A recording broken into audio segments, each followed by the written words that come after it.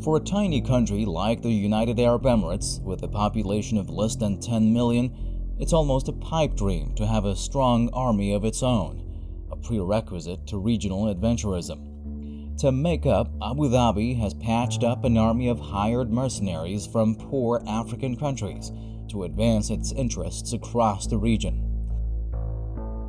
Lured by handsome salaries and tantalizing promises, many of these mercenary soldiers are now stuck between a rock and a hard place. As UAE recruits, they have put their lives in danger fighting on the front lines in Libya and Yemen without getting what they were promised. The story Underreported is going to unfold is full of drama, with Abu Dhabi as the villain of the piece.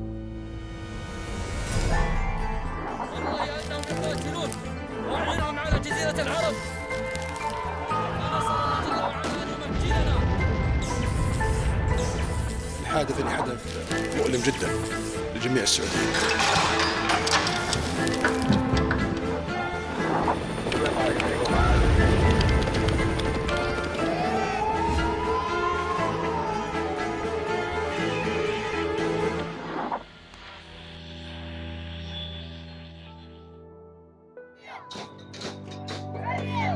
When the euphoric moments of the Sudanese revolution petered out last year, young people in the country found themselves still as poor and as unemployed as before, with no real changes in their everyday lives.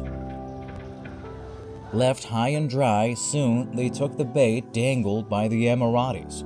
The bait that attracted more than 3,000 of the Sudanese youths was the promise of jobs as security guards in the UAE, with a salary of more than $2,000. But a few days after the young recruits set foot in the UAE, they found themselves in a terrible snare. They were forced to receive months-long military training before being sent to protect Emirati oil fields in Libya and facilities in Yemen, all against their will. UAE-based security company Black Shields that served as the recruiter took their personal belongings, including passports and mobile phones.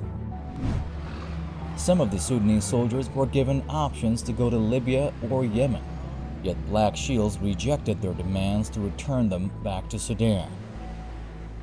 Meanwhile, leaked documents published by Al Jazeera last year showed the Emiratis had gained permission from Khartoum to use Sudan's airspace and ports for the transportation of these mercenaries.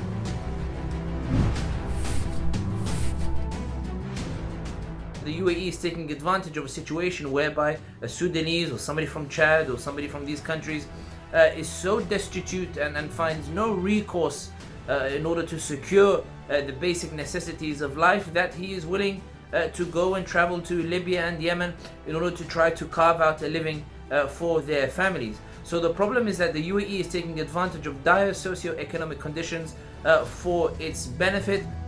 According to a 2019 UN report, about 1,000 Sudanese soldiers were in Benghazi in eastern Libya to guard Emirati oil infrastructure and facilitate General Khalifa Haftar's advance to Tripoli. In reaction to the widespread protests, the country's Minister of Information, Faisal Mohammed Saleh, pointed out the UAE has been asked to immediately respond to Sudan's demand to return the Sudanese who want to return to their country voluntarily. In addition to funding and arming local groups in both Libya and Yemen, exploiting foreign mercenaries to fight proxy wars has become a useful tool in the UAE's foreign policy in recent years. There are reports about the existence of mercenary soldiers from countries such as Chad and Niger, fighting side by side with their Sudanese comrades.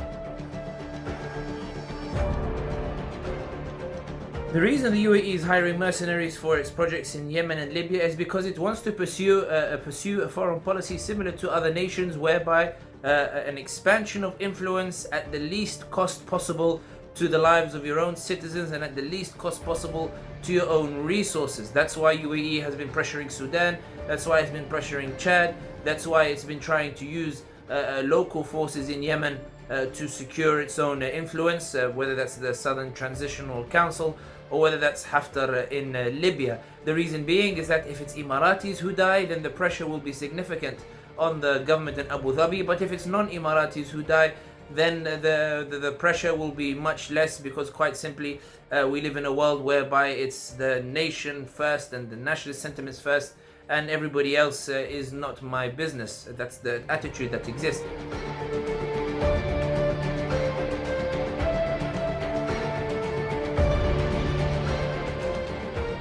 But Abu Dhabi's hired army doesn't consist solely of poor African soldiers.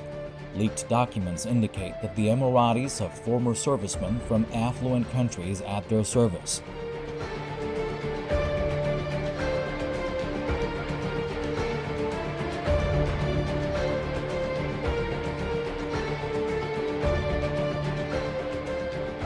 For example, American General Stephen A. Tumajan is the commanding general for the Joint Aviation Command in the UAE. Or Australian Mike Hindmarsh heads the UAE's Presidential Guard, considered to be among the most elite fighting forces in the Arab world today and active in Yemen. Another example, the infamous Blackwater USA. Founded by Eric Prince, brother of current U.S. Secretary of Education Betsy DeVos, the mercenary group was embroiled in forming a paramilitary army for the UAE in 2010, with the aim of suppressing any pro-democracy civil disobedience efforts. We have to remember that Eric Prince of Blackwater has significant access to the White House and to some of the key decision makers in Washington.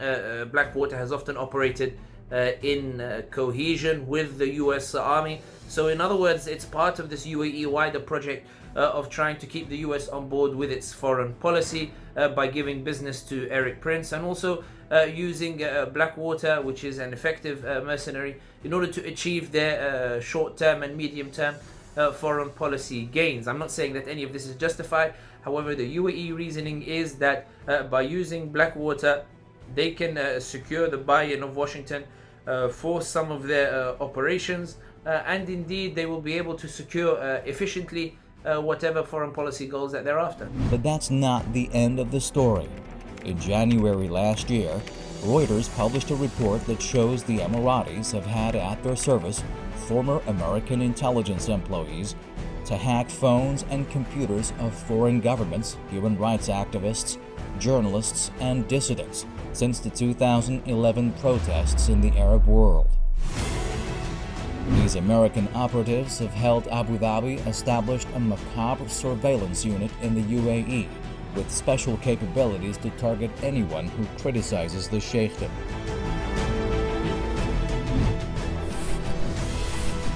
In terms of the UAE, this is a common practice. It's been known for many years where that freedom of expression is very limited in the UAE, but also in all of the Gulf states. In Qatar, you cannot insult the royal family. In Saudi Arabia, the freedoms are a bit more lax, but still the same thing under Mohammed bin Salman in particular. It's become a much harder crackdown.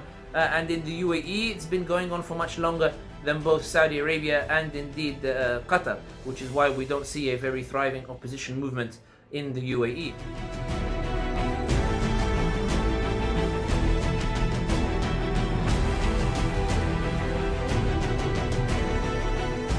Just like its economy and futuristic cities, the UAE's military and intelligence might depend on white and blue-collar laborers hired from different parts of the world. The international community should do something before Frankenstein's monster causes irreparable damage to the region as a whole.